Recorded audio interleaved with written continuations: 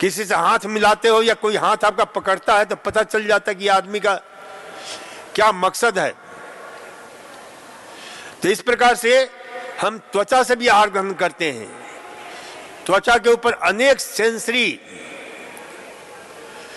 जो है सेंसर लगे हुए हैं जो तुरंत आहार ग्रहण करते हैं। आंखों में सेंसर है, नाक में सेंसर है, कान में सेंसर है जो रिसीव करते रहते हैं। आहार का अर्थ ही होता है, आहार का मतलब क्या होता है? ग्रहण करना, रिसीव करना, परसीव करना, कंसीव करना, जीवन का हिस्सा बनाना। जैसे मां क्या करती है? कंसीव करती है, बच्चा होता है, अपने रस रक्त मांस मज्जा को बच्चे में उड़ेल देती है। तो वैसे ही हम जो भी आहार लेते हैं तो हम अपने उससे रक्त मांस मज्जा का निर्माण होता है और हमारा संवर्धन होता है। तो इसलिए इसे ध्यान रखो कि हम अच्छे आहार लेंगे। तो इसे मंत्र में कहा गया है कि भाई कुपिता नाम ही दोषा नाम। तीसरा मंत्र है सुश्रुत का कि भाई बीमारी होती कैसे है? ये जो विकार इकट्ठा कर लेते हैं हम, वह शरीर के अंदर कुपिता नाम ही दोषा नाम शरीरे परिधावतम यत्र सगा खवई गुनियाद व्याधि स्रोत उपजायते। यानी आपके शरीर में ये जो विकार है, ये जो गंदगी है, जहां जाकर के जमा हो जाता है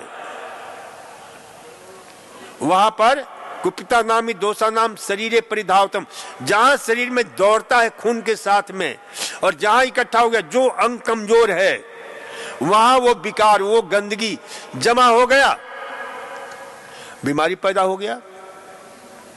आंख में जमा हो गया, आंख में बदा हो गया। घुटने में जमा हो गया, घुटने का दर्द हो गया। फेफड़े में जमा हो गया, फेफड़े की बीमारी हो गई। पेट में जमा हो गया, पेट की बीमारी हो गई। तो ये जो है आयुर्वेद और प्राकृतिक चिकित्सा का जो मूल मंत्र है उसे अच्छी तरह से समझ लो। इसलिए कहते हैं कि भाई यहां पर बहुत लोग ऐसे आते हैं जिनको कोई बीमारी भी नहीं होती है, तो उनको हम क्या करते हैं?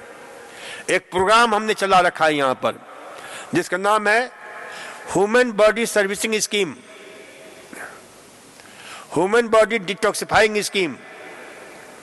शरीर को बिल्कुल डिटॉक्सिफाई कर देते हैं, शरीर को जहर निकाल बाहर करते हैं।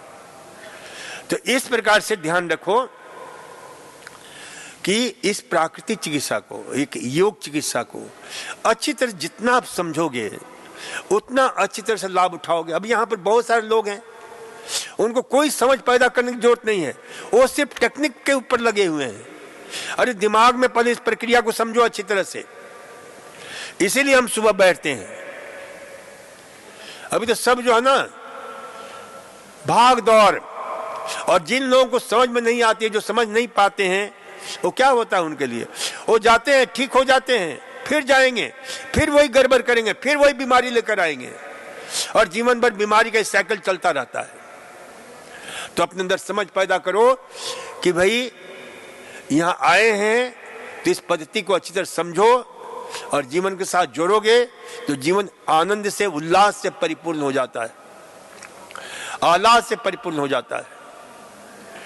तो इन सारे विकारों को, गंदगी को जो शरीर के अंदर जमा हो गया है, इसलिए कहते हैं unity of disease, unity of causation of disease, unity of diagnosis, unity of treatment. अब ट्रीटमेंट में भी हम क्या देते हैं? जो शरीर से विकार को निकाल सके।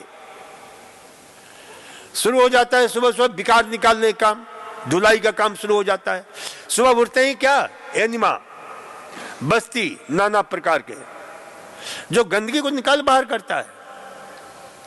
जल नेति जो नाक में जमा हुआ गंदगी निकाल बाहर करता है, हाथ में जमा हुआ गंदगी है एनिमा निकाल बाहर करता है, बस्ती निकाल बाहर करता है, संग प्रक्षालन निकाल बाहर करता है। जो एक एक सेल्स के अंदर गंदगी जमा है उसको भी उखाड़ करके प्राणायाम के द्वारा निकाल बाहर, एक्सरसाइज के द्वारा उसको जो है सर्कुलेशन को बढ़ा करके और प्राणायाम के द्वारा उसको डिटॉक्सिफाई करते हैं। इसलिए जिनको बहुत गंभीर बीमारी होती है वो ज्यादा देर ज्यादा, क्योंकि ये विकार एक एक सेल्स के अंदर जमा होता है। 600 खरब कोशिकाएं हैं, 600 ट्रिलियंस, उन सब में जमा होता है। तो उसको निकाल बाहर करने का काम मात्र और मात्र और मात्र प्राकृतिक योग और आयुर्वेद चिकित्सा ही कर सकती है। यही इसका सिद्धांत है। तो प्राकृतिक चिकित्सा योग की समन्वित प्रयोग ये त्रिवेणी है, और इस त्रिवेणी में जो नहा लेता है वो समस्त पापों से, और पाप क्या है, जितने रोग हैं वो पाप हैं, उनसे मुक्त हो जाता है, मुक्त रहता है। तो इसलिए जो है इस त्रिवेणी का जो है उपयोग करिए। घर भी जाइए तो ध्यान रखिए, एक चीज और ध्यान में रखिए, यहां पूरी ईमानदारी से चिकित्सा लीजिए। और घर जाएंगे तो क्या करेंगे? घर जाकर के अपने आहार विहार विचार को ठीक रखिए। फीडिंग, लिविंग, थिंकिंग, तो आप ठीक होंगे। और ये चिकित्सा पद्धति बहुत अद्भुत है। इसकी बेसिक फिलॉसफी किसने रखा है? कौन कौन भगवान कृष्ण का नाम सुना है? जरा हाथ उठाना। भगवान कृष्ण का नाम सुनने वाले नाम उठाएं जरा हाथ। भगवान कृष्ण का वक्तव्य की एक पुस्तक है, क्या है उसका नाम? जो जीवन का सबसे महत्वपूर्ण, अद्भुत, अद्वितीय, विश्व की ऐसी ग्रंथ, ऐसा जो है महान पुस्तक किसी भी धर्म ग्रंथ में नहीं है। इसलिए आज गीता पर विश्व के कई, यहां तो ऐसा दुष्ट लोग हैं जो लड़ाई झगड़ा करते हैं, जबकि यह हमारा नेशनल ग्रंथ होना चाहिए, राष्ट्रीय ग्रंथ होना चाहिए, राष्ट्रीय पुस्तक होनी चाहिए। और है भी, जो मानते हैं है भी। अमेरिका के कई यूनिवर्सिटी में पढ़ाए जा रहे हैं गीता, विश्व की कई यूनिवर्सिटी में, क्योंकि जीवन के संघर्षों को कैसे हम पार पा सकते हैं, इसका जो सुप्रीम साइकोलॉजिकल जो अध्ययन किया गया इस क्षेत्र में, ऐसा अध्ययन कहीं भी नहीं है। भगवान श्री कृष्ण ने स्वयं कहा है कि बीमारी का कारण क्या है। उनका वक्तव्य है कि युक्त आहार विहारस्य, युक्त चेष्टस्य कर्मसु, युक्त स्वप्नावबोधस्य योग भवति दुःखः। यानी जिस व्यक्ति का आहार विहार विचार व्यवहार संस्कार सही है, वो कभी रोगी नहीं हो सकता है, कभी दुखी नहीं हो सकता है, कोई शोकग्रस्त नहीं हो सकता है, कोई व्याकुल नहीं हो सकता है। यह भगवान कृष्ण का वक्तव्य है। भगवान कृष्ण ने कि भाई बीमारी किसी दूसरे की दी हुई नहीं है, कोई दूसरा आपको बीमार कर ही नहीं सकता है। बीमारी हम स्वयं उत्पन्न करते हैं, हम स्वयं उत्पन्न करते हैं। भगवान कृष्ण ने स्पष्ट रूप से कहा है, उद्रेद आत्मना आत्मनम न आत्मनम अवसादेत, आत्मा एवं ही आत्मना बंधुरात्मैव रिपुरात्मना। यानी हम स्वयं अपने शत्रु हैं और स्वयं अपने मित्र हैं। पेट भरा हुआ है, ठूस ठूस कर खा लिया है, अच्छी तरह खा लिया, ठीक है, पच जाए, उसके बाद खाना खाओ। लेकिन नहीं, पेट भर गया है खूब अच्छी तरह से और सामने रसगुल्ला आ जाता है, तुरंत हम हाथ बढ़ा लेते हैं, खा लेते हैं। ये क्या करते हैं? हम अपने के साथ शत्रुता का व्यवहार करते हैं। दुश्मनी का व्यवहार करते हैं। लगता है कि हमारे शरीर ने कितना जो है उसको जो है दुखी करना है, कितना उसे पीड़ित करना है।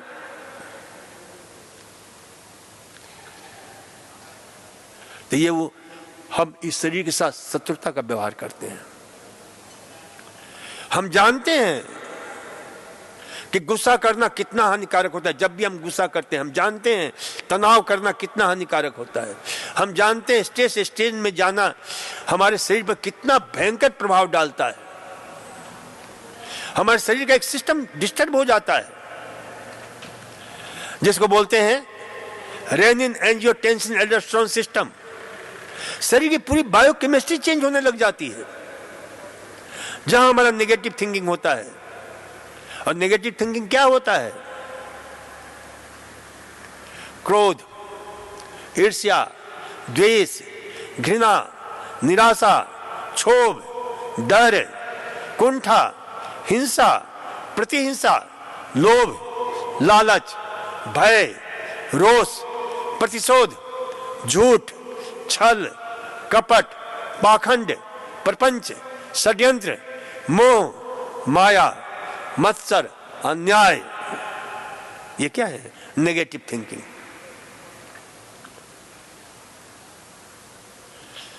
तो इस नेगेटिव थिंकिंग से हम जहां भरते हैं शरीर का पूरा सिस्टम डिस्टर्ब हो जाता है।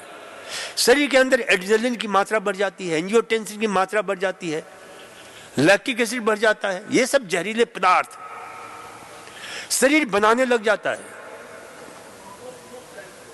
और जहां आप प्रेम से भरते हैं, आनंद से भरते हैं, उल्लास से भरते हैं, तो हमारी सोच गलत होती है, तो बीमारियां होती हैं। और जहां प्रेम, आनंद, उल्लास से भरते हैं, आपके अंदर सुख, शांति, समृद्धि, सौभाग्यशील, समता, सौजन्यता, सहृदयता, शौर्य, शक्ति, साहस आपके अंदर उत्पन्न होता है।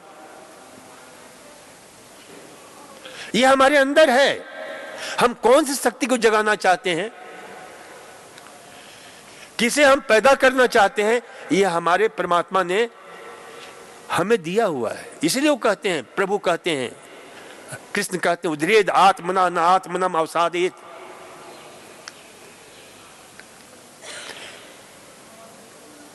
आत्मा इव ही आत्मना बंधुरात्मा इव। हम स्वयं अपने मित्र हैं, बंधु हैं। रिपुरात्मना, हम स्वयं अपने दुश्मन हैं, शत्रु हैं। जब हम रॉन्ग फीडिंग करते हैं, रॉन्ग लिविंग करते हैं, रॉन्ग थिंकिंग करते हैं, wrong cultivation habit, wrong behaviour, ये क्या है? ये हम शत्रुता का व्यवहार कर रहे हैं। और जहां हम सही दिशा में चलते हैं, नहीं,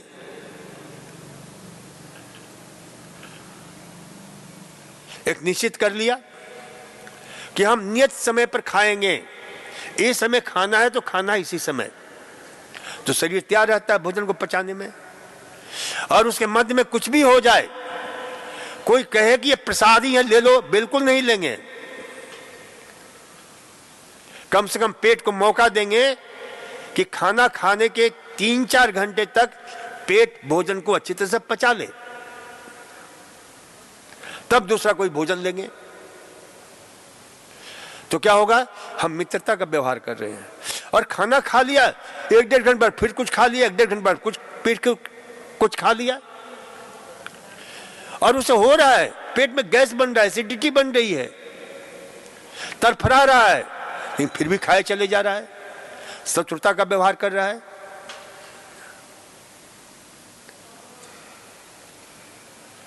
तो ये जो है ना शत्रुता का व्यवहार। आप हमेशा देखो पॉजिटिव थिंकिंग रहते हो, कितने खुश रहते हो, कितने आनंदित रहते हो, मस्ती आ जाती है। और वहीं जहां पर जो है आप गलत ढंग से सोचते हो, शरीर कितना दुखी हो जाता है।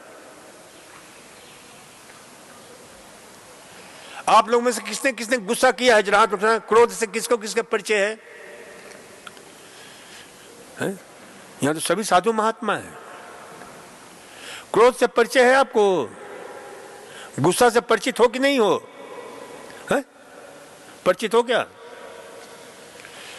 है? नहीं, हाथ नहीं उठ रहा है। इसका मतलब कि बड़े आप महान आत्मा हो आप लोग तो। अब गुस्सा करते हो, उसके बाद देखो क्या होता है, शरीर कितना बेचैन हो जाता है। फिर हम प्रायश्चित करते हैं कि अरे हमको ऐसा नहीं करना चाहिए था। अब गुस्सा का डिफिनीशन क्या है? What is the definition of गुस्सा? गलती कोई और करता है और दंड हम भोगते हैं। यही गुस्सा में यही होता है ना। गलती पत्नी ने किया, गलती पति ने किया, गलती बच्चे ने किया, गलती किसी और ने किया है, गलती नौकर ने किया, उसने कप प्लेट फोड़ दिया और आप गुस्से से भर अपने अंदर ब्लड प्रेशर पैदा कर रहे हो, अपने एसिडिटी पैदा कर रहे हो, अपने अंदर है सारी व्यवस्था को अस्त व्यस्त कर रहे हो। अब इससे बड़ी मूर्खता क्या हो सकती है? जैसे कोई वहां पर सिर टकराए दीवार से और हमारा सिर फूट जाए।